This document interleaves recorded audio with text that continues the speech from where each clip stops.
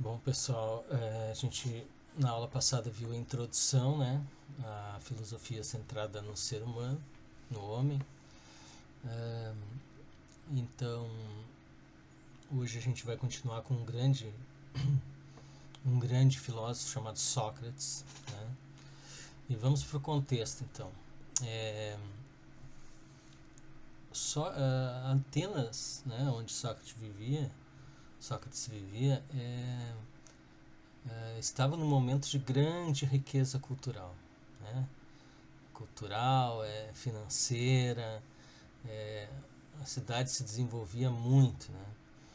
Mas Sócrates já percebia uma decadência de princípios morais, né? Então ele começou a se dedicar a, a pensar sobre esses princípios e a pensar sobre uma cidade que poderia recuperar então uh, uma, uma maneira justa de viver, certo? Bom, isso, esse momento é entre o século 5 e 4 AC, né?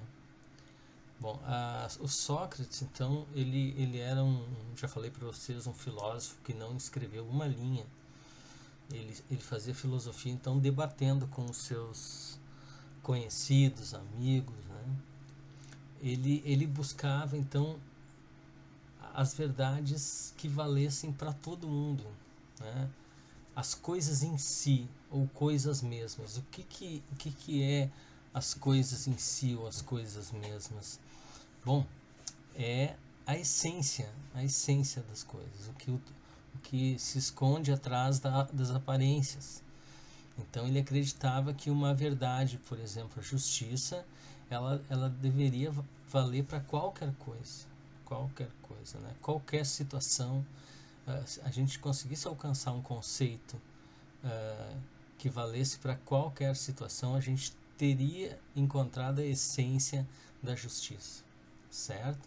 E como é que ele pretendia fazer isso? Bom, ele pretendia fazer isso com um método chamado método dialético. Mas antes de a gente conversar sobre o método dialético, vamos analisar assim duas frases em que o Sócrates utilizou, né, e muito importantes. Né? A primeira é uma que já estava escrito, não é dele a frase, mas já estava escrito no oráculo de Delfos. O oráculo de Delfos é uma espécie de cidade sagrada lá da Grécia Antiga, em que um amigo de Sócrates, chamado Querofonte, ele consultou a,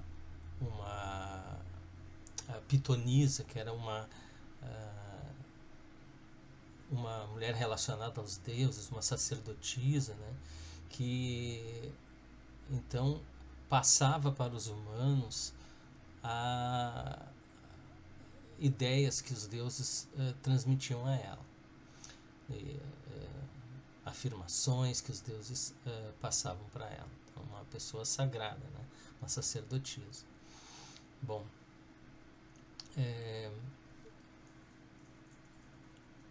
a Querofonte foi até a Pitonisa, que é essa sacerdotisa sagrada e tal. Ela e perguntou quem era o homem mais sábio de Atenas. Né? E aí a Pitonisa falou o seguinte, né? Ela falou que Sócrates era o mais sábio. Sócrates não acreditou muito no começo e, e ele tinha muita curiosidade em saber essas verdades absolutas, mas ele não sabia, mas ele estava procurando. Né? Então ele começou a conversar com vários homens importantes da cidade, né, que se diziam sabedores de certos conceitos, né? Então ele perguntou para juízes o que era justiça, e todos respondiam exemplos de justiça, né? Justiça no caso A, justiça no caso B, justiça no caso C.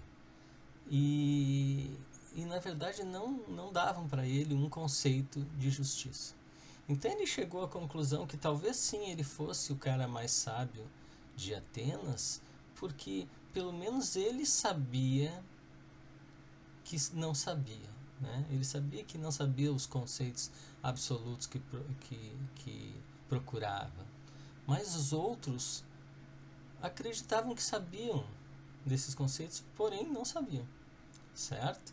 Então a frase "só sei que nada sei" representa isso, uma certa humildade do Sócrates de não saber, de abrir, né, de falar que não sabia dessas verdades, mas tinha consciência de sua ignorância. Então acho que isso é algo que a gente pode levar, né, para a vida, né? A gente tem nas redes sociais tanta gente sabedora de tudo, né? Só temos especialistas de todos os tipos e lutando pelas verdades, né? Então esse é um aspecto interessante então da história de Sócrates. A segunda frase é: a vida sem ser examinada não vale a pena ser vivida. Então essa frase tem a ver com a morte de Sócrates, então que ele foi condenado à morte tomando cicuta, que é um veneno, né? São ervas venenosas. Ou ele podia ser degradado, né? Ou ele podia fugir, mas não poderia mais fazer filosofia como ele fazia nas ruas, né?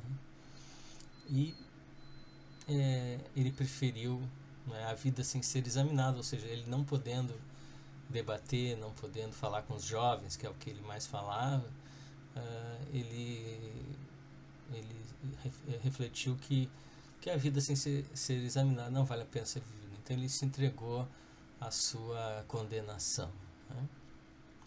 Bom, e qual é o método então que o Sócrates utilizava para tentar chegar numa verdade sobre algum tema específico, né? Sobre algum tema. Bom, eu usava o método dialético, então, que são perguntas e respostas, né? Então, ele primeiro questionava as ideias das pessoas baseadas nas crenças, nos deuses, né? E ele começava a questionar, utilizando a lógica, né? A argumentação lógica para que a pessoa, com uma certa ironia ele utilizava, para que a pessoa se desse conta que a pessoa entrasse em contradição, na verdade, né? Que ela se desse conta que aquela crença dela estava mal formulada, certo? Estava mal baseada, né? E ele acreditava que a partir das perguntas que ele fazia para as pessoas e as respostas que elas davam, né, e vice-versa, eles poderiam chegar a uma terceira formulação, que ele chamava de maiêutica, ou o parir de ideias, né? Que é uma ideia terceira que poderia então conter uma verdade, né? Uma verdade que não continha na primeira ideia baseada em falsas crenças, certo? Bom, a gente termina por aqui e daqui a pouco a gente faz a outra metade da aula. Abraço.